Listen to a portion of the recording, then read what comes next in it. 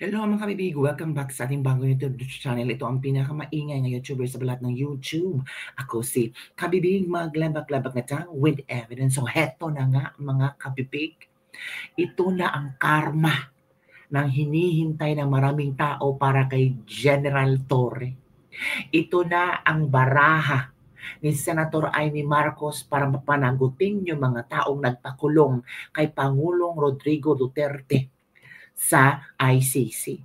Katapusan na, sabi ng netizen.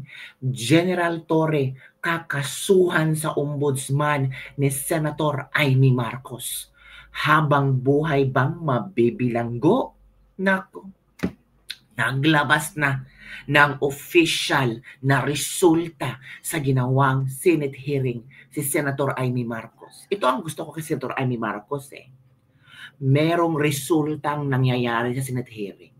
Hindi katulad ng iba dyan na nagpa-hearing-hearing, biglang after nang nakuha lang gusto na pahiyain yung ibang tao, ay wala na. Senator Amy Marcos, meron talagang procedure, merong resulta, at merong gagawin. Tapos sabi ni VP Sara, botohan si Senator Amy Marcos kasi siya ang tanging makapagbalik kay Pangulong Rodrigo Roa Duterte sa Pilipinas. And I think tama lang ang ginawa ni VP Sara. Ang Senate hearing ay pwedeng gamitin sa ICC Court. I think so mga kabibig. So eto kabibig ha, eto na ang statement ni Senator Amy Marcos. Ito na ang pinakahihintay nating statement na sasabihin ni Senator Amy Marcos, mga kabibig. Ito ang una kabibig ha. Makinig tayo. There appears to be political motivation. There appears to be a concerted cover-up. Thirdly, there are possible criminal and administrative liabilities.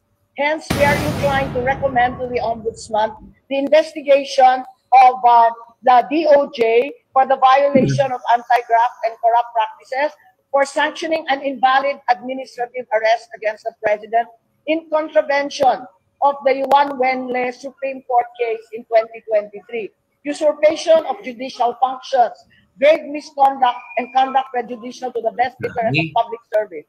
Also, against General Marbil, Chief PNP, possibly liable for arbitrary detention, violation of anti-graft, grave misconduct. Also, under DILG, arbitrary detention, similarly anti-graft, grave misconduct. General Nicolas Torre III, arbitrary detention, 2 counts. First under former President PRRD, the other against former Executive Secretary Medialdea. Secondly, violation of RA 7438 for not allowing VP Sara to enter as counsel and as immediate family, and forcing former President Duterte's lawyers to leave him. Violation of 1319, allowing himself to be induced or persuaded to perform an act in violation of laws, regulations, and rules in connection with his official duties. Fourthly, grave misconduct and conduct prejudicial to the best interest of public service. The fifth person who may be liable, and I recommend an investigation be undertaken for possible charges, is Ambassador Marcos Lacanilao. Number 1, usurpation of official functions under the Criminal Code, Article 177, false testimony and perjury in solemn affirmation under the Revised Penal Code, Article 183, and conduct prejudicial to the best interest of the service. I will provide this memo, which is the draft for the Tuesday further report, and I will also leave the timeline where it is very clear that political events seem to have initiated. May timeline pala mga kabibig. So tama yung Oplan Horus mga kabibig. May timeline para sila kung hanggang saan na masusupil itong mga Duterte, matitigil itong mga Duterte. Wow, galing ni Senator Amy Marcos. Nakita niya lahat ng ito. Tanging si Senator Amy Marcos lang ang nagbigay ng detalyadong pangyayari. Detalyadong plano ng mga against sa Duterte. Diba? Yan ba ang tinatawag nating double agent? Yan ba ang tinatawag nating mambubudol? Hindi naman na.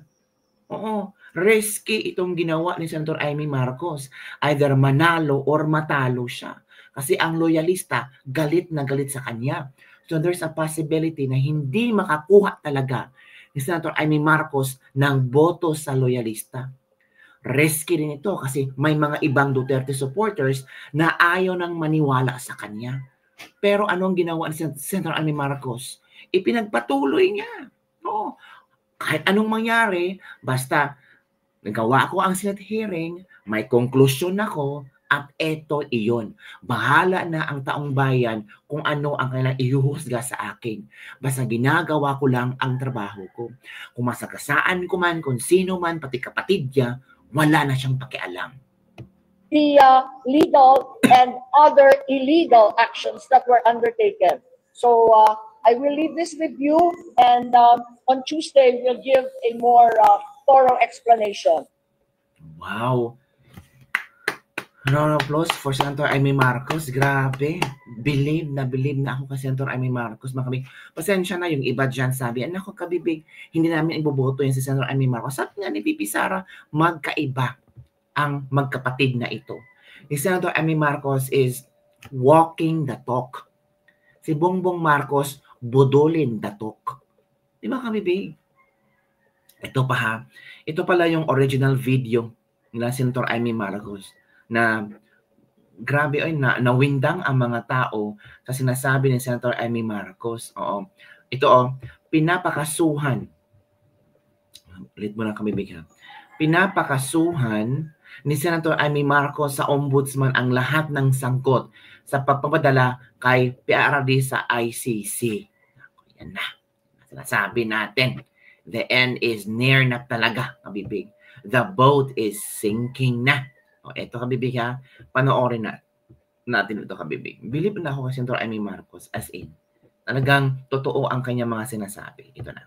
As early as possible, criminal arrest of the former president on March 11 was part of a whole of government effort to bring down the Dutertes as early as possible before 2028.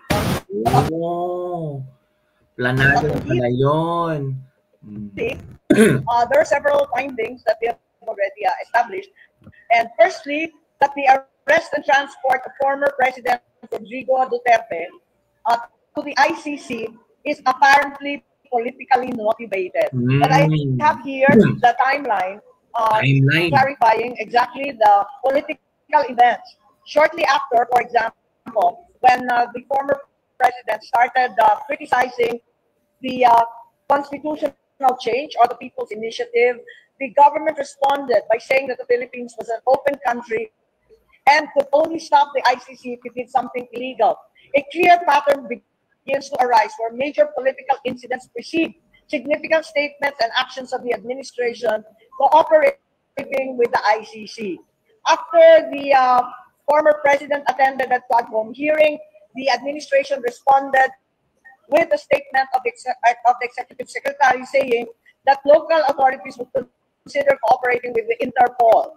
After that, when the pro-administration congressmen were told to tone down, to impeach, because of the massive peace rally of the Iglesia ni Cristo, the administration responded by concocting Oblan Tugis, or Operation Pursuit, followed by the statement of the Secretary of Justice that the Marcos administration is open to sitting down with the ICC to discuss areas of cooperation. So it's apparent that the final arrest of the former president on March 11 was part of a whole of government effort to bring down the Dutertes as early as possible before 2028.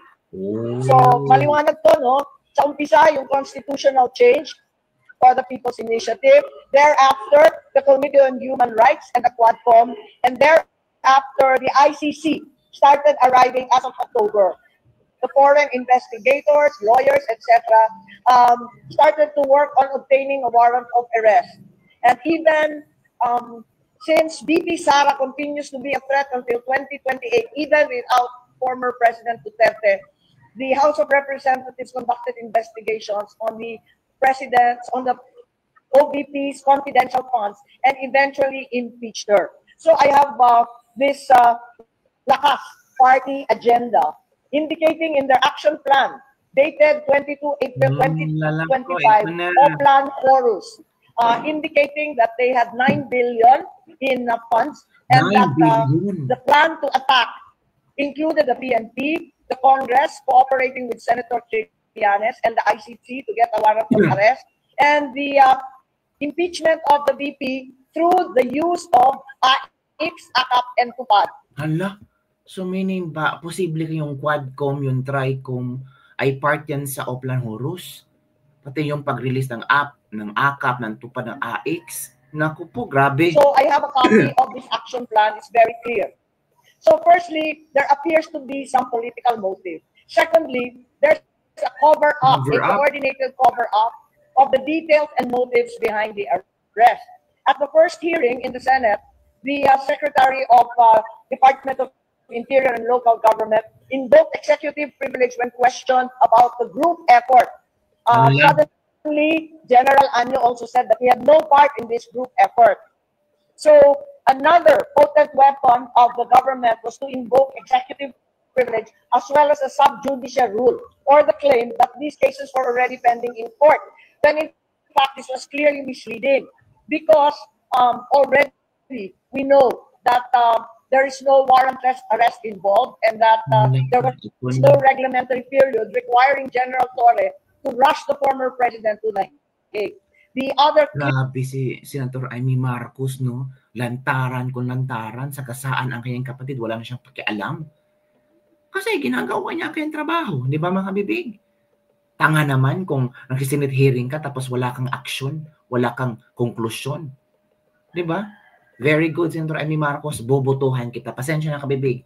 Yung mga hindi boboto kay Senator Amy Marcos, pasensya na, bobotohan ko talaga si Senator Amy Marcos. Opo mga kabibig. Kasi nakikita natin yung effort niya eh. Nakikita niya wala siyang pakialam kung sino sa sagasaan niya. Mga malalaking tao to ha. Sagasaan yung talaga niya.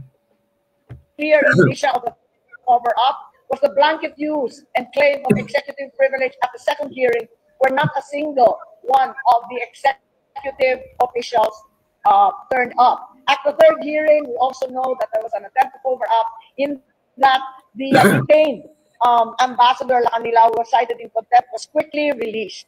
And also the committee received information that the administration has launched a communication plan to divert this week and the following weeks, divert the attention of the people from the arrest of PRRD to the issues in the West Philippine Sea and the alleged China troll farms. Perhaps not expecting the political backfire, there is now an effort to suppress news and information. Thirdly, if we are saying that there appears to be political motivation, there appears to be a concerted cover-up. Thirdly, there are possible criminal and administrative liabilities. Hence, we are inclined to recommend to the Ombudsman the investigation of the DOJ for the violation of anti-graft and corrupt practices for sanctioning an invalid administrative arrest against the President in contravention of the Juan Wenle Supreme Court case in 2023. Usurpation of judicial functions, grave misconduct, and conduct prejudicial to the best interest of public service. Also, against General Marbil, Chief PNP, possibly liable for arbitrary detention, violation of anti-graft, grave misconduct. Also, under DILG, arbitrary detention, similarly anti-graft, grave misconduct.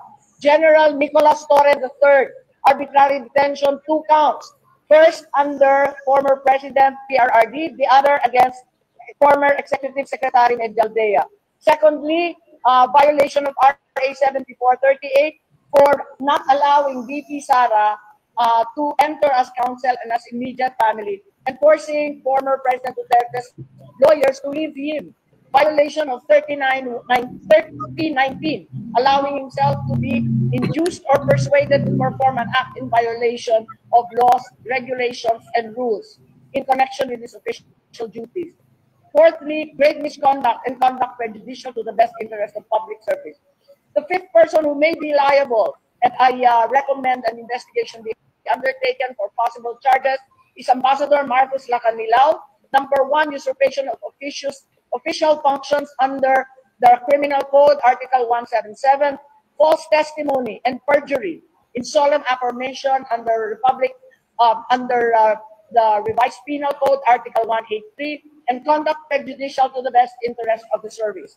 I will provide this memo, which is the draft for the Tuesday further report, and I will also leave the timeline where it is very clear that political events seem to have initiated the legal and other illegal actions that were undertaken. So I will leave this with you, and on Tuesday we'll give a more thorough explanation. So yun kabibig, yun ang pasabog ni Senator Amy Marcos. Palakpakan ng Senator Amy Marcos. So yun kabibig ang ating Lilis Libag-Libag for today. Ano ang inyong opinion sa mga pasabog ni Senator Amy Marcos na hindi talaga niya binibitawan yung Senate hearing? Kasi yung iba akala, ay nako, unang hearing lang yan, pangalawang hearing lang yan. Pero may conclusion na siya. May findings na si Senator Amy Marcos. May papakasuhan na si Senator Amy Marcos ng ombudsman at kailangan ng further investigation. Paano yan? Si BBM, isasali ba niya? Yan ang tanong ng maraming netizen. Sana mga kabibig, matatapos na to. I think after ng election, yan na. Marami pang mangyayari kabibig.